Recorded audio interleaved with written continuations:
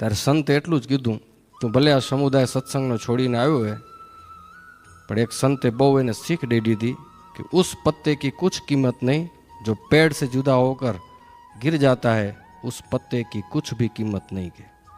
तो आ सत्संगમાંથી જેથી આપણે છૂટા થયા, મન ભાંગ્યું એટલે ઝાડમાંથી પડેલું પાંદડું એની જે હાલત એ આપણી હાલત થવાની છે। એટલે કીધી નહીં પરિવારથી મન જુદું કરવાનું, ગમે એટલો ભીડો આવે પરિવારમાં તો મારો પરિવાર છે, આ સત્સંગમાંથી ગમે એટલો ભીડો આવે તો મારો સત્સંગ છે, મનને કોઈ દી ભાંગવા ન દેવાનું, મોરું પડવા ન દેવાનું, અલગ થવાનો વિચાર પણ ના આવવો જોઈએ। અહીંયા જ આપણી કસણી છે ને અહીંયા જ આપણે તૈયાર થવાના છીએ।